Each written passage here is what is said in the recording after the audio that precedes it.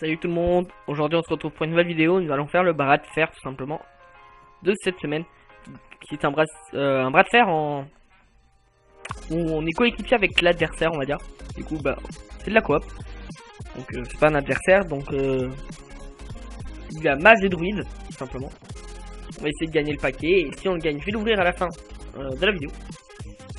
Donc première vidéo commentée sur Hearthstone. J'ai commencé une série sur Skyblock qui a bien avancé, même s'il n'y a qu'un épisode, on a avancé hors vidéo.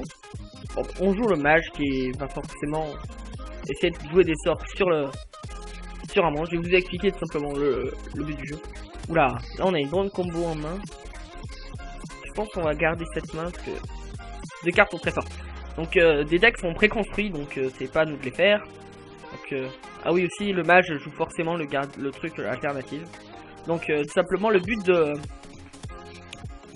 ce bras de fer c'est tout simplement de tuer celui-là. Et nous deux on va devoir s'aider pour essayer de tuer le maître des rouages Megazord. Et tout simplement à chaque tour il va faire des sorts. Au début il a juste fait il inflige des dégâts au serviteur le plus puissant. Mais voilà, salve de bombe, vous voyez, il affiche 4 points de dégâts vu qu'il est à 4. J'ai augmenté ses dégâts de 2, donc il est vraiment très fort quand même enfin il est assez dur comme bras de fer. Regardez, on est déjà les 2 à 22, il détruit toutes nos créatures. Prochain tour je pense que ça va être le golem arcanique qui va sortir. Ou le oracle. Je pense que je vais attendre mon... Ah, il va me soigner à moi, vous voyez, vu que c'est de la coop. Qu'est-ce qu'il va faire? Ok, il essaye encore de détruire notre serviteur. Donc vous pouvez charger directement vu que de toute façon il va les tuer. Vous voyez là, si j'aurais pas attaqué il aurait tué avec ça qui tue qui inflige des dégâts au serviteur le plus puissant du board à part lui. Et vu qu'il a 4 dégâts ça tue énormément. Ça c'est très pratique. Bon il va le tuer. Mais ça permet, enfin la carte qu'il avait jouée, notre allié adversaire on va dire, permet tout simplement que l'on puisse avoir plus de dégâts des sorts à tous les joueurs. Donc lui et moi, et c'est très pratique. La double zap, ça fait tellement mal. Il fait vraiment mal, hein, ce maître des rouages. On devrait pouvoir jouer ça pour 10, une provocation de 95. Ce serait pas mal. Hein. Je crois que ça a tous les decks que je jouais. Le jeu serait plus le même. Là, il attaque pas, j'espère. C'est bon. Et là il commence à passer à 6 d'attaque, ça commence à être dur quand même. 5. Alors on va aller jouer Drake Azur. Ah, on a une petite boule de feu pour le prochain tour. Prochain tour on a 4, 5, 6, 7. On peut faire pas mal de dégâts je pense. Nice, là ça lui fait 2 créatures. Voir tout aller dedans. Là faut qu'il se soigne je pense. Parce que là il va commencer à faire trop mal lui. Prochain tour j'ai le... Ah voilà, l'ancien du savoir qui sort. Très bon l'ancien du savoir. Très bonne carte. Oh, pyroblast. 3, 5, 6, 7, 8. Donc, les prochains tours, on pourra faire ce que j'ai dit tout à l'heure. Là, je pense qu'on va les faire. On va aller piocher des cartes pour lui et pour moi. Deuxième torche oubliée. Et le match de Santalnos. Je pense que ça va partir en torche. On va essayer de pas la suicide vu qu'il y a dégâts des sorts avec les 3 cartes de mes cartes. Oh là là, là il a 8 dégâts. Ça commence à vraiment être dur, mais prochain tour on peut faire la combo, lui donner 2-1-1. 4-1-1. Cette carte, donc les Royal Jenkins, donne simplement 2 créatures à l'adversaire et à la charge. Et... Oh non, faut pas qu'il remplisse son board. Donc là faut qu'il tape. Faut clairement qu'il aille taper. Autrement on est dans le caca. Donc ça va permettre de me soigner. Quoi de plus pratique. Là il remplit un peu trop son board. 1, 2, oh. Le problème c'est que du coup bah ça va pas te donner toutes ces cartes. Faut qu'il suscite son 5-5. Voilà.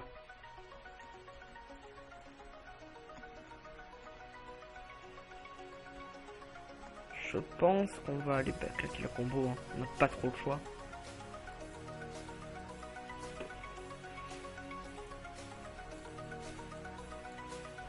On va essayer de le mettre assez low, hop. On a perdu. Vous voyez, il est vraiment très dur parce que bon, l'adversaire a un peu mal joué parce que, enfin, mal joué. Vous pouvez pas savoir que j'avais la double combo, c'est pour ça qu'il faudrait mieux jouer avec des amis, justement. Mais sur Hearthstone, j'ai pas vraiment d'amis français parce que les 3 quarts sont anglais. Dans ça, j'en ai que un qui est français, Monsieur Oresti. Et j'ai Renato qui est pas connecté. Bref. Bon, on va faire des parties, on va essayer de gagner. Hein.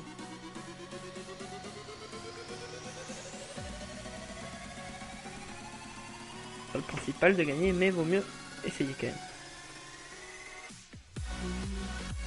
Dites-moi aussi si la musique en fond vous plaît. Pas forcément celle-là, mais est-ce que ça vous aimez bien. Et allez voir ma vidéo Skyblock et répondez aux questions dans les commentaires, ça serait pas mal. Mais c'est pas mal, on a des cartes bien. On va virer ces trois. Bon, on va tout virer. On va essayer d'avoir une main un peu plus. Enfin, qui va plus aider l'adversaire. Est-ce qu'on est contre le même? Non.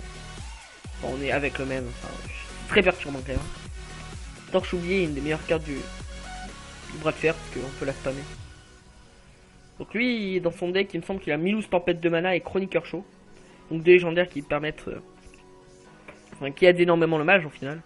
Le ping est très beau d'ailleurs, avec Ediv. Dernier gardien. Ah, il fait quoi? Oh là.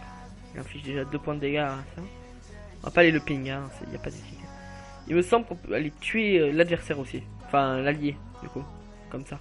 Ah, du coup, il va aller me soigner, mais vu que je suis full life... Ah! C'est assez perturbant quand même qu'il ait fixé des priorités tout le temps. Il inflige 2 points de dégâts presque tout le temps. Du coup, là, ce qu'il refait. Oh, double zap, ça va. Vaut mieux qu'il spamme les doubles zap pour l'instant. Et on a du heal là dans la main. Je pense que ça va partir en pièce nucléaire. Hein. 8-5-5, il y a très peu de chances qu'il puisse la tuer. Là, il gagne 2 points d'attaque. Il va pouvoir trade. Enfin, il va pas ping attaque, mais. Enfin, j'espère. Du coup, je lui ai donné 2 bananes, il peut faire double banane. Ouais, il meurt quand même sur double banane là, la remporte. Ouais, je pense qu'il peut aller trade des bananes ça. Non, peut-être pas banane, je sais pas.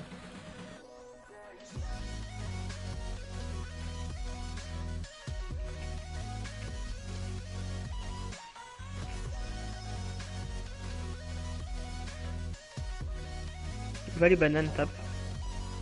Là, s'il met un truc, c'est que banane, hein. Pas colère. Enfin, colère. Ça coûte pas, hein, mais. Anyway. Salve de bombe. Oh là là. Oh là, il touche là. L'aspirante. Vraiment dur ce jeu.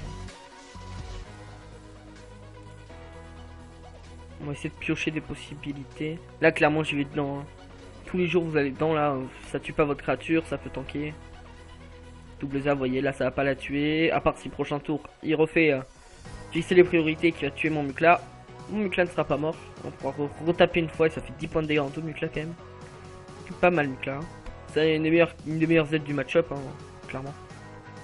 Après, Bran est très important. Celui qui double les cris de guerre, simplement parce que presque toutes nos cartes ont des cris de guerre. On invoque 2 draconnés pour l'adversaire, du coup ça en invoque 4. Là, il va me faire piocher.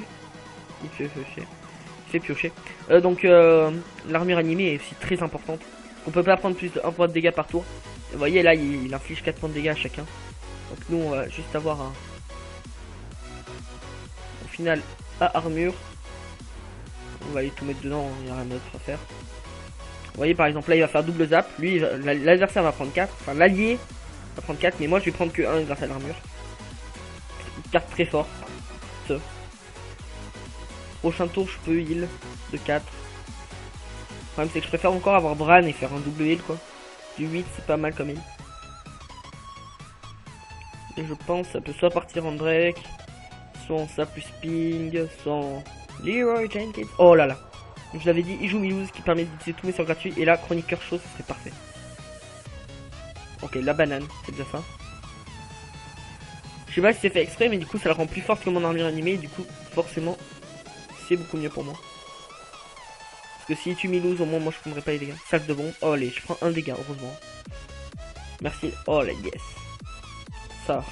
On peut aller le ping, hein, mais il n'y a pas d'utilité. On a Baran qui est pas mal, là, quand même. On va aller heal, je pense. On va aller heal. Ça part sur ça, ça. On va pas trade avec l'armure animée. Elle est beaucoup trop forte. Par exemple, là, il a bientôt 8 d'attaque, donc il en a 6. S'il fait une salve de bombe et que tout va dans ma tête, ça me va parce que je perds 3 points de vie au final grâce à l'armure. Vous voyez pourquoi cette carte est très forte. Ce combo est pas mal, je pense que je vais essayer de le garder. En Bran qui déclenche double cri de guerre et Wander qui va heal nos 2 héros. de 8. C'est quand même pas mal. Hein, qu'on dise. On a la bête d'ailleurs qui va être pas mal à jouer. Vous voyez, il rejoue un Sélénien. Comme la partie précédente. C'est vraiment très bien le Sélénien. Une des meilleures cartes du jeu, je pense. Enfin, du bras de fer. Qui nous aide. Oh non, faut pas que ça aille détruire le Sélénien. Oh, si. Bon, au moins ça détruit le Sélénien et toujours pas mon armure animée. Une armure animée qui tient le coup. On joue la bête. 3. On peut aller donner 2 cristaux à l'adversaire, mais ça fait encore les heals. Je pense qu'on va aller la bête. On va mettre la bête. Et que il fasse pas double zap. Oula, là il a 8 de dégâts les mecs. Le pire c'est que s'il fait que des 2 de dégâts augmentés et au bout d'un moment il a là genre trop et salve de bombe il nous tue les deux. En fait à partir du moment où un de nous deux est mort c'est perdu. Hein. Très bien. Pensez pas que si vous avez des heals sont forcément pour vous. Essayez de heal votre adversaire. Joue Aviana. Ce deck est Aviana. Oh les mecs. Attendez. Attendez. Je vais aller heal l'adversaire. Un adversaire allié. Double heal. Ça c'est à 14. Même si là il fait double zap. Oh là là. Là. Là par contre. Aviana qui va. C'est une légendaire druide qui permet de tout simplement que tous ses serviteurs coûtent 1 et tous les serviteurs qu'il a.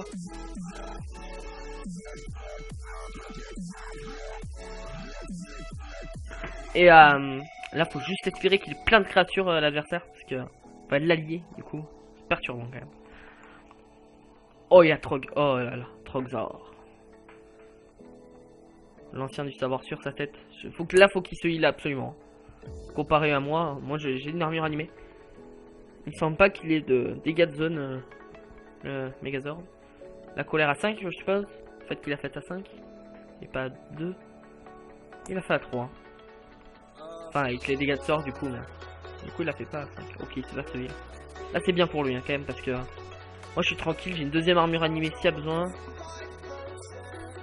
Il va détruire le Trogzog, mais au moins il détruit pas Aviana, et Aviana c'est quand même la vie. Du coup il Attendez. Comment on peut faire ça? Attendez. Oh là là. Tout, regardez les dégâts. 8 points de dégâts les mecs. Le meilleur.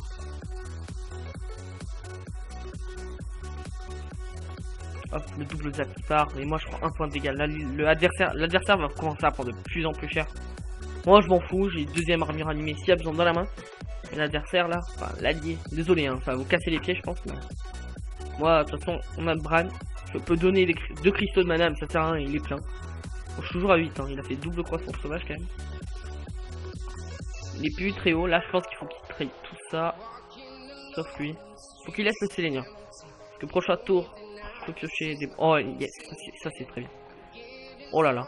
La croissance, enfin le rugissement sauvage qui part quand même. Faut pas qu'il aille taper dedans. Si tape dedans on peut perdre. S'il prend 10, et là il a 19 PV, c'est-à-dire que s'il fait double zap c'est perdu. Qui va taper avec ça? Aviana peut-être. Il tape avec Aviana. Ouais, tape. Voilà, c'est gagné. On a gagné. Bien joué l'adversaire. Oh non. Ah non, il avait l'étal. Oh. Mais voilà, c'est bien joué. C'est la fin de la vidéo. Hein. On a gagné le paquet. On va aller ouvrir ce paquet et ça sera la fin de la vidéo. Une petite légendaire dorée. Hein. Allez, c'est parti. Ok, bon, un deck basique. Grand Seigneur, il m'en manquait une. C'est pas un deck basique, c'est le meilleur deck du monde. Meilleur paquet du monde. Et il manque 5 d'or avant pour un nouveau paquet.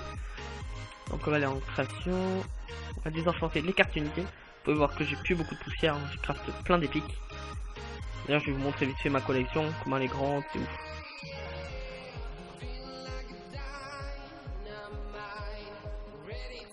Voilà. Donc bah c'est la fin de cette vidéo. Je vous dis au revoir à tout le monde. Et je vais attendre de finir. Là je spam comme un gros porc. Hein. Voilà, c'est par exemple ces 4 épiques que j'ai crafté. Ça coûte quand même 400 chacune, donc ça fait 1600 en tout. Et 1600 c'est une légendaire. Par exemple, avec au lieu de craft ces cartes là, j'aurais pu tout simplement me craft. Je vais vous dire qui est important à craft hein, en légendaire. Quand vous avez assez de Non, je suis pas fait un légendaire. Vous avez une légendaire à craft clairement. Ici, c'est plutôt Scénarius qui est joué dans certains decks. Ici, il y en a aucune qui est vraiment jouée, à part Gazrilla dans certains decks. Ici, c'est clairement l'archimage, Antenidas. Tyrion, un délice, la meilleure carte du jeu. En paladin, je parle.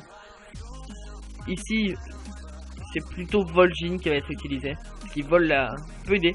Ici, à part Van Cleef dans certains decks, les deux autres sont jamais joués, sauf elle dans un deck spécial, mais bof.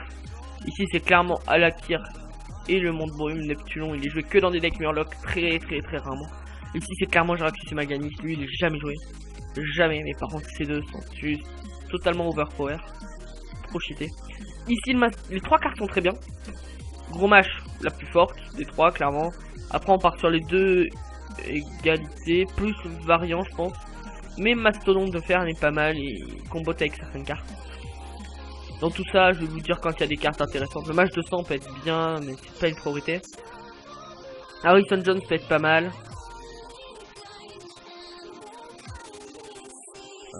Qu'est-ce qu'il y a d'autre d'intéressant? Justicier Cœur, vrai. Clairement, ça c'est la légendaire qui me manque du jeu.